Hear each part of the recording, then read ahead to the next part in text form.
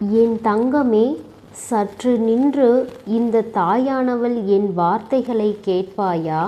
உனக்காக நான் கொண்டு வந்திருக்கின்ற இந்த நல்ல வாய்ப்பை நீ நழுவ விடாதே. இன்று உனக்கு சொல்லக்கூடிய விஷயமானது உன்னுடைய வாழ்க்கையில் உனக்கு ஒரு மிக பெரிய புரிதலை கொடுக்க வேண்டிய விஷயம். என்னவென்று உனக்கு எடுத்துச் சொல்ல வேண்டிய விஷயம். உன்னை சுற்றி நடப்பவை எல்லாம் உனக்கு எல்லாவற்றிலும் சரியானதா என்பதை உனக்கு உணர்த்த வேண்டிய நேரம் வந்துவிட்டது. ஒரு பெண் தெய்வம் உன் இல்லத்திற்குள் வருவதற்காக துடித்து கொண்டிருக்கின்றது. இந்த பெண் தெய்வம் யார் என்று தெரிந்தால் நீ நிச்சயமாக சந்தோஷப்படுவாய். என் குழந்தையே, அவர்களை நீ உள்ளே வரவழைக்காமல் இருக்க மாட்டாய். என் குழந்தையே, நான் அவர்களது பெயரை சொல்லும் பொழுது நீ அவர்களை நிச்சயமாக உன் வீட்டினுள் வரவழைப்பாய்.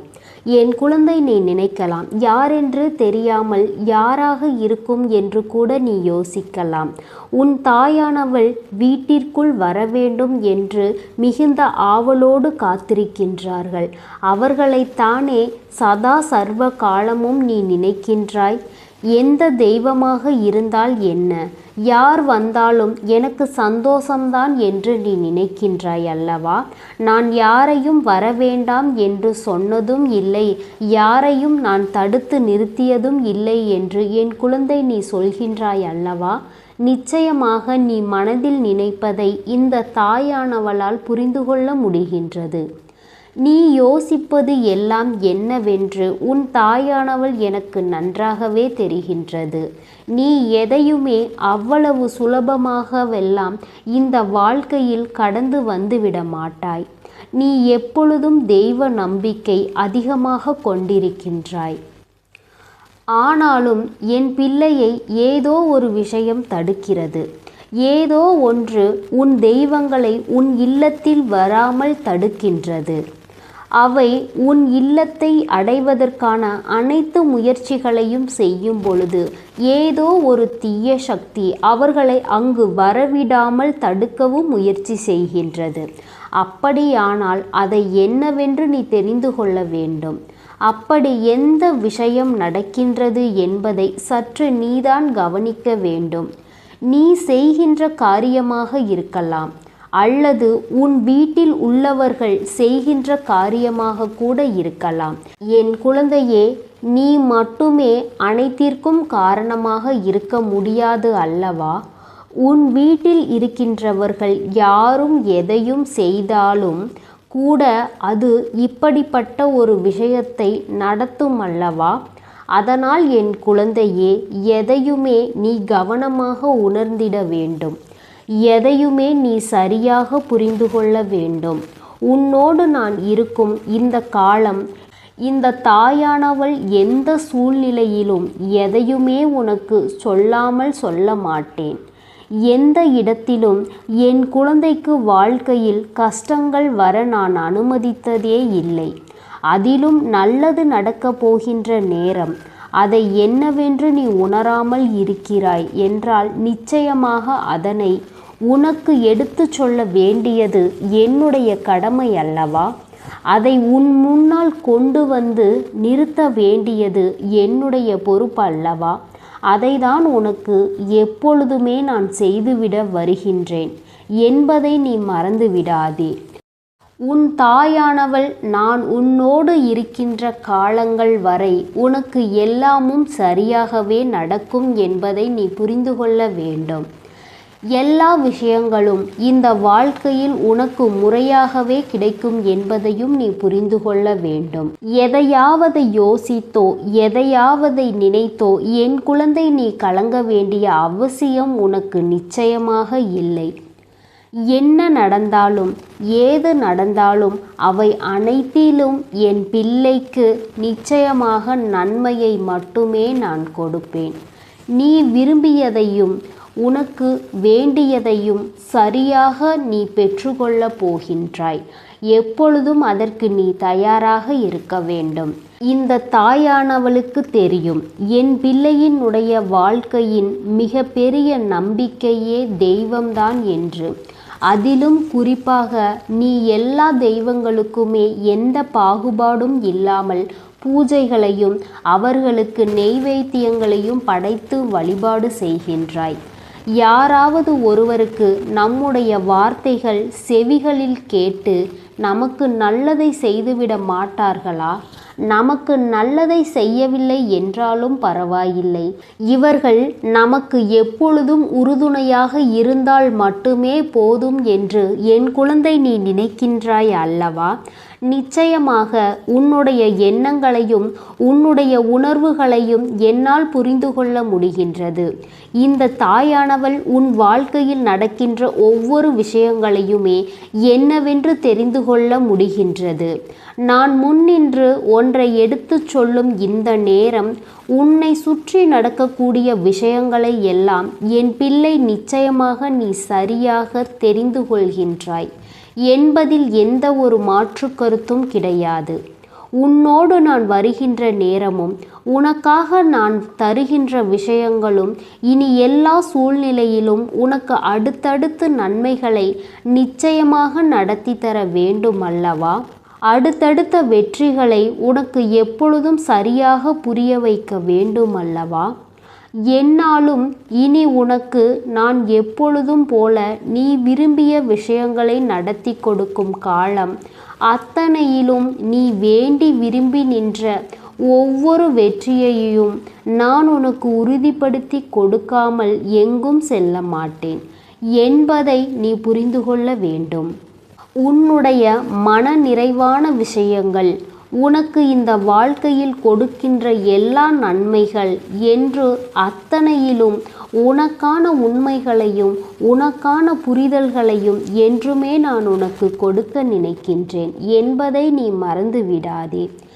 இந்த நேரம் இனி என்ன வேண்டும் ஏது வேண்டும் என்று நாம் யோசித்து மனம் வருத்தம் அடையாமல் உனக்கு நடக்கக்கூடிய விஷயங்களை எல்லாம் நீ சரியாக புரிந்து கொண்டால் அதுவே போதும். உனக்கு வேண்டியபடி எல்லாமும் நிறைவாகவே உனக்கு கிடைக்கும் என்பதை நீ உணர்ந்து விட்டால் அது போதும். இந்த நேரம் இந்த நிமிடம் இனி உனக்கு எல்லாமும் சரியாக நடக்கப் போகின்றது. உன் தாயானவள் உனக்கு ஒன்றை சொல்லும் பொழுது அதில் ஆயிரம் காரணங்கள் இருக்கும் என்று நான் மீண்டும் மீண்டும் உனக்கு சொல்லிக்கொண்டுதான் இருக்கின்றேன். எந்த விஷயத்தை உன் வாழ்க்கையில் நடத்திவிட நான் முடிவெடுத்து விட்டாலும் அந்த விஷயத்தை இனி நடத்தாமல் ஒருபோதும் நான் பின்வாங்கி விடுவது கிடையாது என்பதை நீ புரிந்து கொள்ள வேண்டும். இது ஒன்றே உன் வாழ்க்கையாக மாற வேண்டும் என்பது விதியாகும். எந்த இடத்திலும் எதையுமே நீ தவிர்த்துவிட எண்ணி விடாதே.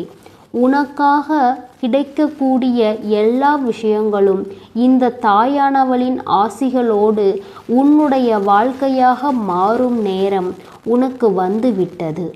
எல்லாமுமாக நான் இருக்கும் பொழுது உன்னை தேடி வருகின்ற இந்த பெண் தெய்வம் யாரென்று நீ அறியாமல் போகக்கூடாது.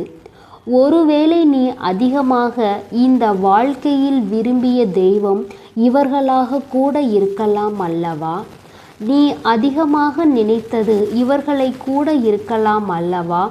இவர்கள் மட்டும் வந்தால் போதும், இவர்கள் மட்டும் நம் வாழ்க்கையில் நாம் விரும்பியதை நமக்கு கொடுத்தால் போதும் என்று நீ யோசித்திருக்கலாம் அல்லவா?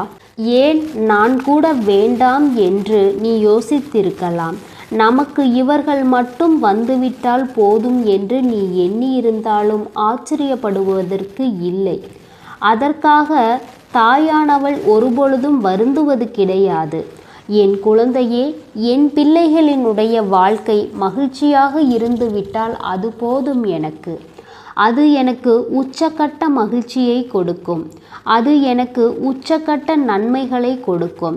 என் பிள்ளையே, என்னவென்றும் ஏதுவென்றும் நீ யோசிக்கும் தருணம் உனக்கு எல்லாமுமாக சரியானதாக இந்த தாயானவளின் மூலம் கொடுப்பேன் என்பதை நீ புரிந்து கொள்ள வேண்டும். மனதார நான் உனக்காக எதையையும் யோசிக்கின்ற இந்த தருணங்களில் அனைத்தையும் நான் உனக்கு சரியாக சொல்லிக் கொடுப்பேன் என்பதை நீ புரிந்து கொள்ள வேண்டும். நான் எதையுமே உனக்கு தர வேண்டும் என்று நினைக்கும் பொழுது அவை அனைத்தையும் உனக்கு விரும்பியபடி நான் நிச்சயமாக சொல்லிக் கொடுப்பேன் என்பதை நீ புரிந்து கொள்ள வேண்டும். எந்த நொடியிலும் நான் உன்னோடு நிற்கின்ற இந்த காலங்களை என் பிள்ளை நீ விட்டு விடாமல் உனக்கு விரும்பிய சந்தோஷங்களை கொண்டு நிறைவாக நீ எல்லாவற்றையும் அடைய வேண்டும்.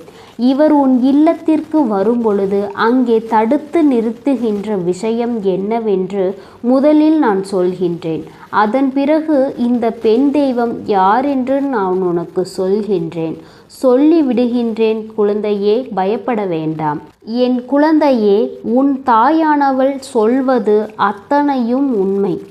உன்னுடைய வீட்டில் இருக்கின்ற ஒருவரால் தான் இந்த பெண் தெய்வம் உன் இல்லத்திற்குள் வர முடியாமல் தவித்து நிற்கின்றது.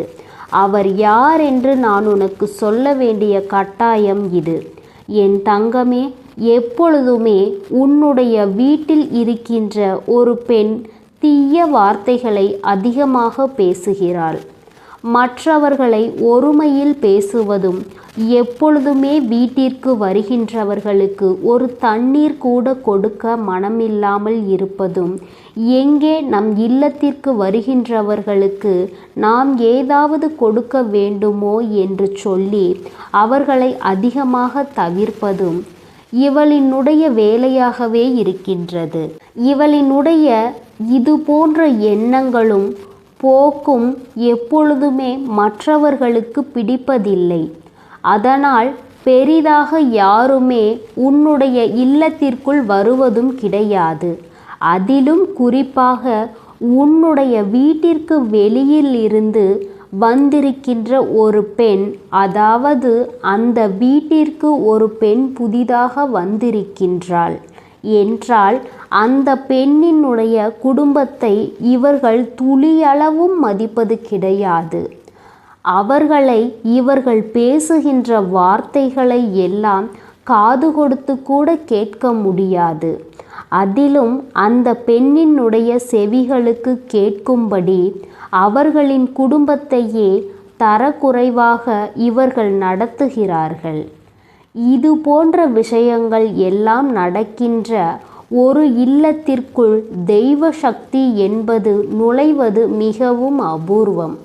அப்படியே தெய்வ சக்தி நுழைந்தாலும் அந்த வீட்டில் அவர்கள் விரும்பியதை நடத்தி கொடுக்க வேண்டும் என்று அவர்கள் நினைப்பதும் கஷ்டம் அல்லவா? என்ன நடந்தாலும் ஏது நடந்தாலும் ஒருவரினுடைய இல்லத்திற்குள் தெய்வம் நுழைய வேண்டும் என்ற எண்ணம் கொண்டவர்கள் எப்பொழுதுமே தன் இல்லத்திற்கு வரக்கூடியவர்களிடத்தில் அன்போடும் கனிவோடும் நடந்து கொள்ள வேண்டும். பெரியதாக எதையும் செய்யவில்லை என்றாலும் கூட நம் வீட்டிற்கு வருகின்றவர்களுக்கு ஒரு செம்பு நிறைய நீரையாவது குடிக்க கொடுக்க வேண்டும். அப்படி நாம் குடிக்க கொடுக்கும் பொழுது நம் இல்லத்திற்கு வருகின்றவர்கள் எப்பேற்பட்ட மனநிலையோடு வந்திருந்தாலும் அவர்களினுடைய எண்ணங்கள் மாறும், அவர்களினுடைய சிந்தனைகள் மாறும். அவர்கள் கெட்ட எண்ணத்தோடு வந்திருந்தால் கூட நாம் இவர்களுக்கு தீமைகளை செய்யக்கூடாது என்று அவர்களினுடைய மனநிலையே அது மாற்றிவிடும் அல்லவா? இது போன்ற எண்ணங்களுக்கும் சிந்தனைகளுக்கும் நாம் மற்றவர்களுக்குள் விதைக்க வேண்டுமே தவிர நம்முடைய எண்ணங்களினால் மற்றவர்கள் நம் இல்லத்திற்குள் வரவே கூடாது என்ற ஒரு விஷயத்தை ஒருபோதும் விதைக்கக்கூடாது. இன்று இருக்கின்ற பலரும் இதைத்தான் செய்து கொண்டிருக்கின்றார்கள். என் குழந்தையே, உன் வீட்டிற்கு ஒருவர் வந்தால் அவர்களை மதிக்க தெரிய வேண்டும். அப்படி இருந்தால்தானே நாம் இன்னொருவர் இல்லத்திற்கு செல்லும் பொழுது அவர்கள் நம்மை மதிப்பார்கள். இது கூட இன்று இருக்கின்றவர்களுக்கு புரியவில்லை என்றால் இதை நாம் எப்படி எடுத்துக்கொள்வது? இதை நாம் எந்த மனப்போக்கில் ஏற்றுக்கொள்வது? சற்று நீ அதையுமே சிந்தித்துப் பார். உன் வீட்டிற்கு வருகின்ற மனிதர்களை உபசரிக்க தெரியாதவர்கள் இல்லத்திற்கு தெய்வம் மட்டும் எப்படி வரும்? தெய்வத்தை மட்டும் அவர்கள் எப்படி மதிப்பார்கள்? அந்த வீட்டிற்கு தெய்வம் மட்டும் எந்த எண்ணம் கொண்டு உள்ளே நுழையும் என்று நீ சற்று சிந்திக்க வேண்டும். தெய்வமும் இவர்கள் நம்மை நலம் விசாரிக்க மாட்டார்கள், நிச்சயமாக இவர்கள் நம்மை எதிர்பார்க்க மாட்டார்கள் என்று சொல்லி உனக்காக வர நினைத்திருந்தாலும் உன்னை சுற்றி இருக்கின்ற இவர்களால் தெய்வம் உள்ளே வராமல் வெளியே நிற்கின்றது. இதனை நான் இப்பொழுது உனக்கு சொல்லி இருக்கிறேன். இந்த நேரம் நீ இதை புரிந்து கொண்டால் நிச்சயமாக உன்னுடைய வீட்டில் இருக்கின்றவர்களுக்கு இந்த பதிவினை நீ காண்பித்து விடு. தாயானவள் சொன்ன விஷயம் என்பதால் ஒருவேளை அவர்கள் செவி கொடுத்து இதனை கேட்பதற்கு வாய்ப்புகள் இருக்கலாம். என்னவென்று புரிந்து கொண்டு தன்னை திருத்தி கொண்டார்களேயானால் தெய்வங்கள் இல்லத்திற்குள் வரும். இல்லை என்றால் ஒருபொழுதும் எந்த தெய்வங்களும் இவர்கள் இல்லத்திற்குள் வராது என்பதை புரிந்து கொள்ள வேண்டும். சரி, அந்த தெய்வம் யார் என்று சொல்ல வேண்டும் அல்லவா? என் குழந்தையே, உன்னுடைய காயங்களுக்கும் கஷ்டங்களுக்கும் காரணமாக இருக்கக்கூடிய ஒரு விஷயம் என்னவென்றால் அது பண தேவை.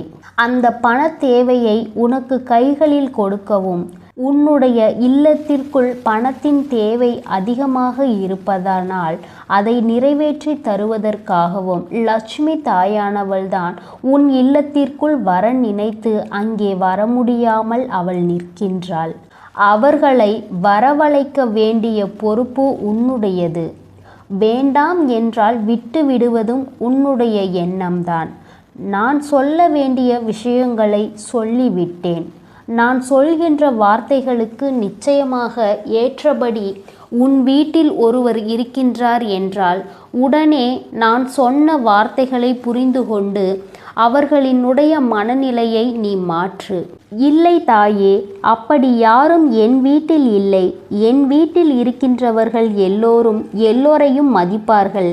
யார் என் வீட்டிற்கு வந்தாலும் அவர்களுக்கு தண்ணீர் கொடுப்பார்கள், உணவு கொடுப்பார்கள், தேநீர் கொடுப்பார்கள் என்று நீ சொல்வாயானால் நிச்சயமாக அது இந்த தாயானவளுக்கு சந்தோஷம், அது மிகுந்த மகிழ்ச்சி.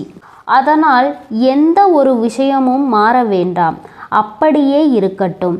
நல்லதை நடத்தி நல்லதை சிந்தித்து எப்பொழுதும் நல்லபடியாக இருக்கின்றவர்களுக்கு இல்லத்தில் தெய்வ சக்தியினுடைய நடமாட்டம் தானாகவே என்னவென்று புரிய தொடங்கிவிடும்.